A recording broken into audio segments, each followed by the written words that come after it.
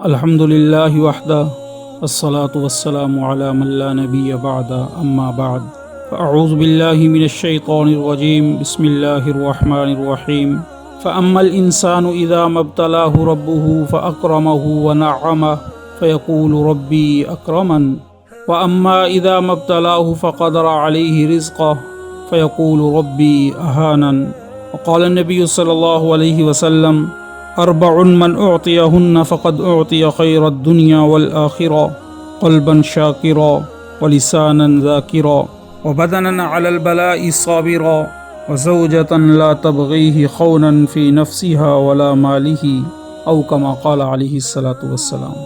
اس آیہ مبارکہ میں اللہ رب العزت یہ فرما رہے ہیں فَأَمَّا الْإِنسَانُ إِذَا مَا ابْتَلَاهُ رَبُّهُ فَأَكْرَمَهُ وَنَعَّمَهُ کہ انسان کا حال یہ ہے کہ جب اس کا پروردگار اسے آزماتا ہے، اس میں انعام اور اکرام کی بارش کرتا ہے، تو انسان خوش ہو کر کہتا ہے کہ میرے پروردگار نے میری عزت کی۔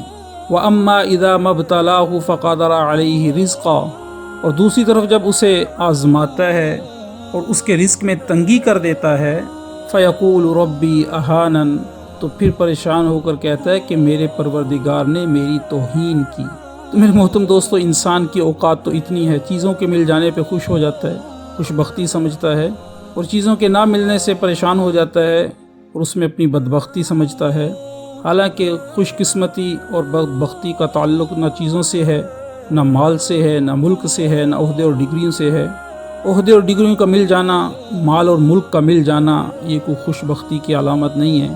اگر یہ خوش بختی ہوتی تو فرعون سب سے بڑا خوش قسمت ہوتا، نمرود سب سے بڑا خوش قسمت ہوتا، اور اگر ان کا نہ ملنا یہ بدبختی ہوتی تو میرے محترم دوستو صحابہ کا حال آپ کے سامنے ہے۔ اللہ کے نبی صلی اللہ علیہ وسلم کہ گھر دو ماہ تک چولہا نہیں جل رہا، تو ان چیزوں سے خوش بختی اور بدبختی کا کوئی تعلق نہیں ہے، بلکہ خوش بخت اس چیز کے ساتھ ہے جو اللہ اور اس کے رسول نے بتائی، اور بدبختی اس چیز کے ساتھ ہے جو اللہ اور اس کے رسول ہمیں بتاتے ہیں۔ جیسے ایک حدیث مبارکہ میں اللہ کے نبی صلی اللہ علیہ وسلم نے فرمایا اربع من اعطیہن فقد اعطی خیر الدنیا والآخرہ کہ چار چیزیں ایسی ہیں جس کو وہ مل گئیں اس کو دنیا و آخرت کی ہر خیر مل گئی۔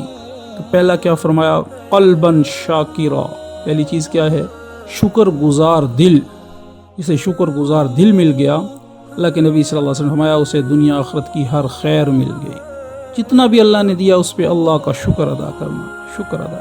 عیسیٰ علیہ السلام جا رہے ہیں تو ننگے پاؤں، دل میں یا اللہ تیرا نبی ہوں، تجھے راضی کرنے والا ہوں، پاؤں میں جوتے بھی نہیں ہیں۔ تو اتنے میں کیا دیکھا کہ سامنے سے ایک آدمی گھسٹتا ہوا آ رہا ہے، اس کی دونوں ٹانگیں نہیں ہیں، فوراً سجدے میں گر گئے، اے اللہ تیرا شکر ہے تو نے مجھے پاؤں تو دیے۔ میرے محترم دوستو، اللہ کی اتنی بڑی بڑی نعمتیں۔ ایک بڑی بس کی کمپنی کا مالک، پہلے وہ ڈرائیور تھا، تو جب اس سے پوچھا گیا تو اتنی بڑی کمپنی کا مالک کیسے بنا، تو کہنے لگا مجھے شام کو 100 روپیہ ملتا تھا، جب میں ڈرائیور تھا 100 روپیہ ملتا تو میں اس پہ کہتا الحمدللہ، اے اللہ تیرا شکر ہے جو تو نے مجھے دیا۔ تو کہتا یہ جو آج میں کمپنی کا مالک بنا بیٹھا ہوں یہ سارا اسی الحمدللہ کا نتیجہ ہے، اسی کی برکت ہے کہ اللہ نے مجھے اتنی زیادہ دولت سے نوازا۔ تو میرے محترم دوستو، اللہ بھی کہہ رہے ہیں لَإِن شَكَرْتُمْ لَأَزِيدَنَّكُمْ، شکر کرو گے اپنی نعمتوں کو بڑھاتا چلا جاؤں گا۔ یہ ہے قلباً شاکرا، پہلی بات، شکر کرنے والا دل، ہر حال میں اللہ کا شکر کرے، الحمدللہ علی کل حال۔ اور دوسری چیز میں وَلِسَانًا ذَاكِرًا، ہر وقت زبان اللہ کے ذکر میں رہے، سبحان اللہ، الحمدللہ، لا الہ الا اللہ، سبحان اللہ، اتنا کہہ دینا۔ اللہ کے نبی صلی اللہ علیہ وسلم فرمایا جنت میں اتنا بڑا درخت لگ جاتا ہے 100 سال اس کے نیچے عربی نسل کا گھوڑا دوڑتا رہے تو اس کا سایہ ختم نہ ہو۔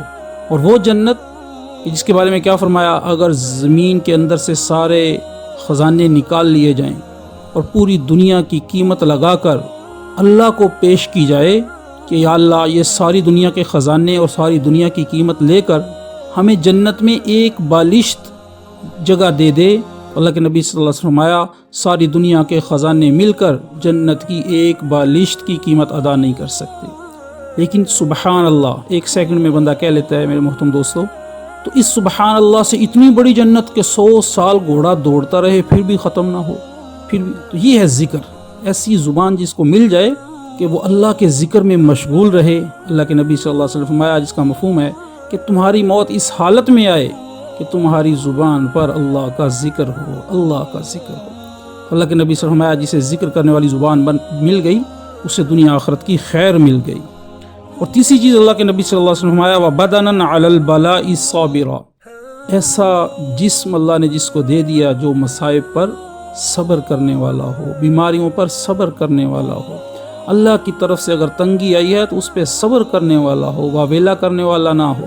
اسے اللہ کے نبی صلی اللہ علیہ وسلم نے کیا فرمایا، جسے ایک دن کا بخار آ جائے اس پہ وہ صبر کرے، اللہ اس کے پچھلے گناہوں کو معاف کر دیتے ہیں۔ تو یہ ہے وَبَدَنًا عَلَى الْبَلَاءِ صَابِرًا۔ اور چوتھی چیز کیا ہے، وَزَوْجَةً لَا تَبْغِيهِ خَوْنًا فِي نَفْسِهَا وَلَا مَالِهِ، اور ایسی بیوی، اللہ کے نبی صلی اللہ علیہ وسلم نے فرمایا کہ ایسی بیوی جو اپنے نفس میں خیانت نہ کرے، یعنی پاک دامن رہے اور نہ شوہر کے مال میں خیانت کرے۔ اللہ کے نبی صلی اللہ علیہ وسلم نے فرمایا، یہ بھی جسے مل گئی اسے دنیا آخرت کی خیر مل گئی۔ بلکہ ایک حدیث میں فرمایا، جسے نیک بیوی، نیک سیرت بیوی مل گئی اس کو دنیا میں ہی جنت مل گئی۔ تو اس لیے میرے محترم دوستو، بعض چیزیں ایسی ہوتی ہیں جس میں اللہ نے خیر رکھی ہوتی ہے، تو اللہ سے جب بھی دعا کریں تو اللہ سے خیر مانگیں، اللہ دنیا آخرت کی خیر۔ جیسے ایک بڑی خوبصورت اللہ کے نبی صلی اللہ علیہ وسلم نے بتائی، اللہ نے قرآن میں اس آیت کو بیان کیا، ربنا آتنا فی الدنیا حسنہ وفی الآخرۃ حسنہ وقنا عذاب النار۔ میں کہ یہ جس نے مانگ لی دعا اللہ سے، اس نے اللہ سے دنیا آخرت کی تمام بھلائیاں مانگ لیں۔ ہاں جی، دنیا میں عافیت، راحت، آسانی، تندرستی، بیوی بچے، روزی، علم، عمل، اچھی سواریاں، نوکر، لونڈی، غلام، عزت، آبرو، یعنی تمام چیزیں دنیا کی اللہ سے مانگ لیں۔ اور آخرت کی تمام جو ہے منزلیں جو ہیں آنے والی، ان سے اللہ سے پناہ مانگ لی۔ ہاں جی، دوزخ ہے، صراط ہے، قبر ہے، ان سب سے اللہ سے پناہ مانگ لی۔ تو میرے محترم دوستوں، کثرت سے اس دعا کا بھی اہتمام ہو، ربنا آتنا فی الدنیا حسنہ وفی الآخرۃ حسنہ وقنا عذاب النار۔ اللہ ہم سب کو عمل کرنے کی توفیق عطا فرمائے، وما علینا الا البلاغ۔